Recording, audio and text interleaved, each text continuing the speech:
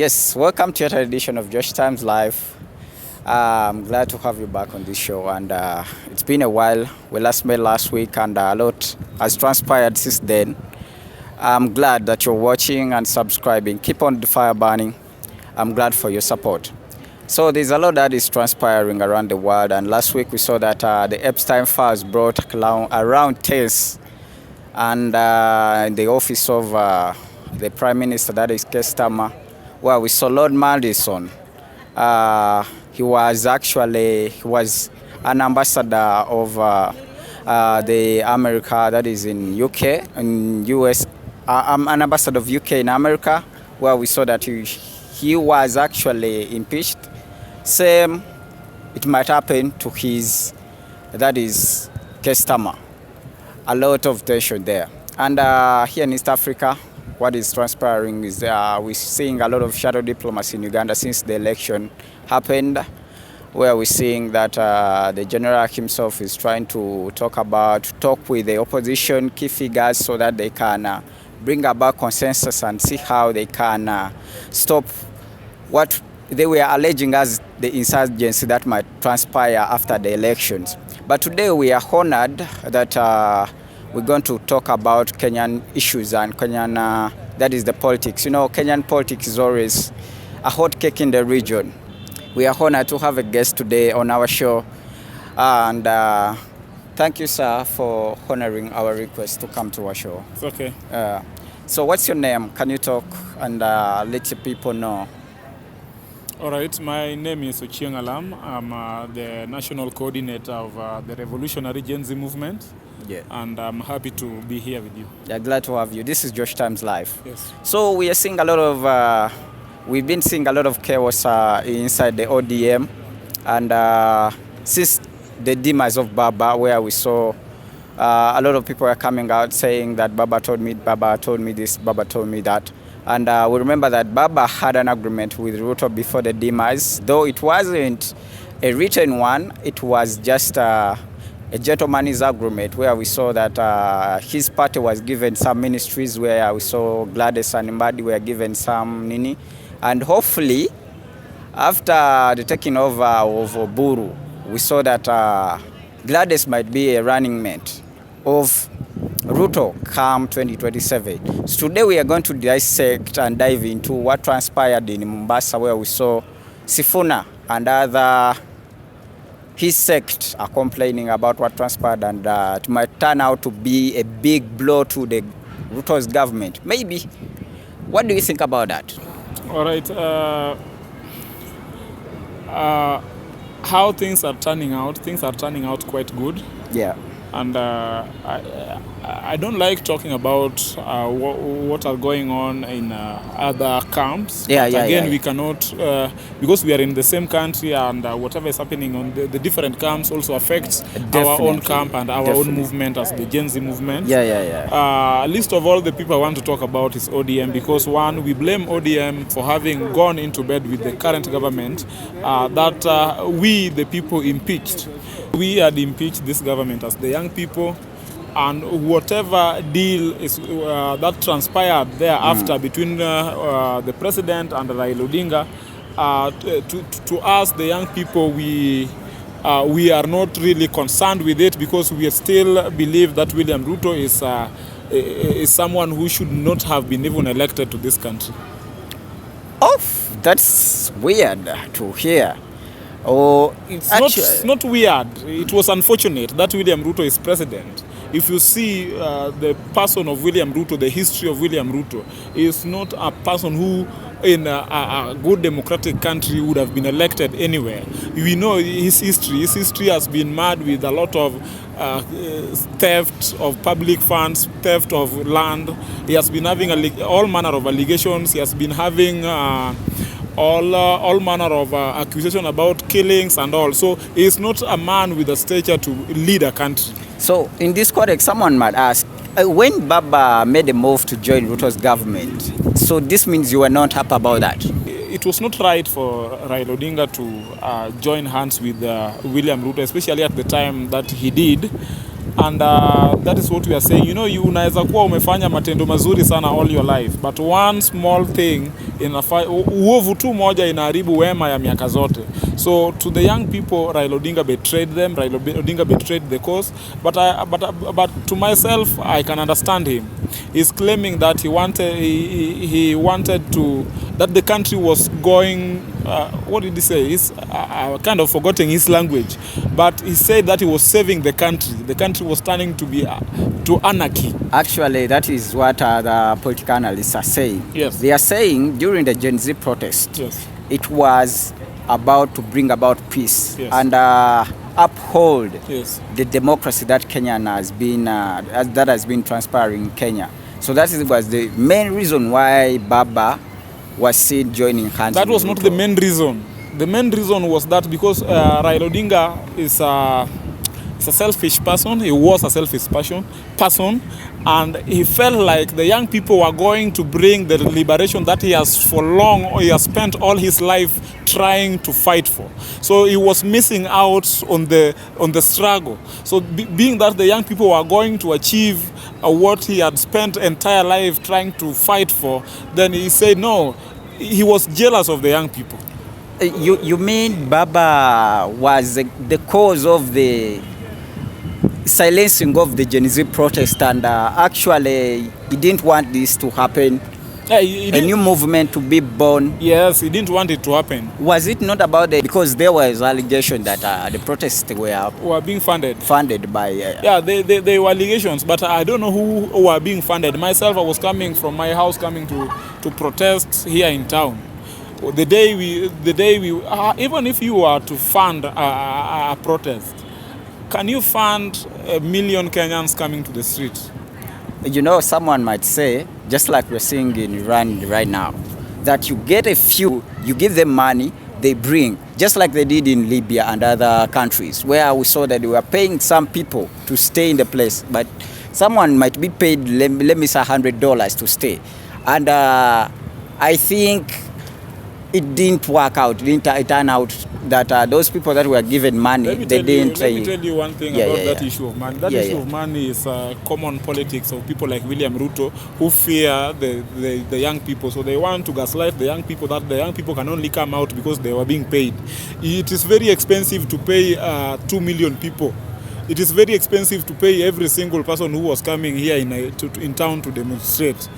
Nobody can afford that. And even to us, you cannot pay. Do you know how much money I will need to come and risk my life fighting for the democracy? So let's assume, even if I was being paid in that assumption, do you know how much I will demand to risk my life and confront the bullet and confront the police? They are confronting the bullet and the police. It's ridiculously expensive, so it is not about being paid. Back to the topic. How do you see Sifuna, and do you think he should join your movement in this context? Yes, in our movement we are continue to recruit. You know, the one of the bad thing that we did, one of the mistake that we did during our protest, we made our protest look like it was only for the young people. So we scared everybody away. We told our parents to stay at home, and yet they were willing to join us and help us remove William Ruto. But so that one was a mistake. So going forward, we continue to recruit. As we continue to organize, we continue to recruit more people. We want everybody to join the movement and to help us kick out William Ruto. And we are not on the idea that, you know, young people should take votes, young people should wait for 2027 and remove William Ruto. William Ruto can be removed even today, because the harm he is doing for this country, if you wait for 2027, it's going to do more. And if by any other mistake he proceeds after 2027, this country is not going to be anywhere habitable. Someone might say, like, people like Sifuna might want to join you, but that radicalism, that's what they don't want. Like, it's a must. Like you were saying, it's a must. It's a must. But let me ask you, if 800 young people, children, cannot transcend to the next level of education because the government is messing up our education system, if cancer patients cannot be treated in Kenyatta Hospital because the share money is being looted. What reason is there for that government to stay in power? But someone might say that Ruto what has is the done reason something. why we should not be radical? Is there any excuse? Because those people are stealing from us. Are they giving us any excuse? They are saying, come to the table, let's have a talk. What about table? This. The constitution is the real table. The constitution outline what, we have two marking scheme. We have the UDA manifesto that they used to campaign to go to office, and also we have a constitution as also another marking scheme. The man cannot follow the constitution. He cannot even follow his own manifesto. So what table? What table do you want us to go to? Someone might say that we are saying, don't kill the young people. You go ahead and kill the young people. Which table do you want us to come to? What is the need of that table? But I think it is very straight to obey the rule of law. If Ruto can start obeying the rule of law right now, nobody will even bother questioning William Ruto. Oh, so you were saying Ruto must follow the law? Exactly. But that's what he's been following because the people gave him a mandate. Unless you have not been in Kenya for a very long time, William Ruto is not following any rule of law. Take us through. What do you say? No, he is not following any rule of law. Give me any example where you can say William Ruto has followed the law here. It has been chapter after chapter of the constitution is in continuous violation of every chapter of that constitution. So, in this context, what's your plan? Our plan is to kick out William Ruto anytime soon. When we are heading into 2027, because we are seeing a lot of coalition shaping. Do you have any plans to do coalition in this context? Coalitions are meant to take a country, or coalitions are formed to help you win elections. Ours is not to win election. Ours is to create a swell in the country and to empower young people and to empower the people of Kenya to take back their political power. So we don't need to join Gachagua or join whoever so that the people of Kenya can take back their political power. This is something guaranteed in the constitution, and William Ruto can be kicked out anytime if the young people can take back their political power. That's what other people were saying. They were saying during the riots and protests, they were saying that you are not focused. You don't know what you want. You are saying Ruto must go, but you don't have a plan. Because when you say Ruto must go and you don't want to fill the political seats, how will you go on and achieve what you are saying? Filling the position. Let me tell you one thing. We don't form coalition so that we don't kick William Ruto so that we bring in opposition to fill those positions. We kick William Ruto because he is a bad manners to this country. So in this context, you don't want Ruto or you don't want anyone because there might be another decoy. So someone might come and actually do the same that you are trying to push away. Why someone might say, why don't you go for it yourselves? Because you are saying you have the numbers. Why don't you go for it for yourself? Go for it in what do way? The coalitions and go to. We don't do a coalition. Seat. We don't want to talk the language of a coalition. Those are the language of reforms. Going to election, we have seen elections in East Africa. The other day we saw election in Tanzania. Did it make any change? We saw the election in Uganda. So we don't want to involve in any coronation ceremony. So we look at the IBC. To take the power? The people are going to take the power. Watch the space. William Ruto is going to go home before 2027. And we are not on that idea of one term. The idea of one term was brought by the political class, people like Gachagua, who want to keep William Ruto in office until 2027. Because all of them are benefiting by Ruto being there. They are protecting their class and the system. We are not after protecting any system. We are after dismantling the system. Are you against only Ruto and the political class We are against the oppressive system that has continued to oppress the Kenyan people from independence. That is what we are breaking. That is where the question comes in. That you are taking away and unafukuza Ruto na watu wake. Yes.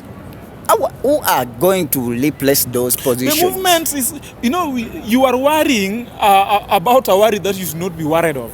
You are already in future, and yet we are talking about the present. The movement, after successfully removing William Ruto, is going to produce leaders who are going to take the country to the next level. We saw in the other day the people whom we ourselves taught how to revolt in Nepal. the movement itself produced people who now are governing Nepal and are taking Nepal to the next level. So don't worry about who are going to fill those positions. We are not after positions. We are after correcting the system and making sure that Kenya is governed as per the rule of law. But someone will say the rule of law that you're talking about is the one that gives you a chance to go and cast the vote. Yes. And in this context, if you don't want to involve yourself in an election process, then how are you going to? Are you going to do a coup or sort of that? Try to make the one that is seeing you to get to understand. You know what a coup is? Yeah. That is about the military and taking over. But people in government, people who are at close proximity with the power, can organize a coup and take over the government. We as the young people, we are nowhere in government, so you cannot say we are taking taking the government. We are performing a coup. What we are doing is also there in the Constitution. In as much as Constitution gives you that option of election, it is not the only option that the Constitutions give you.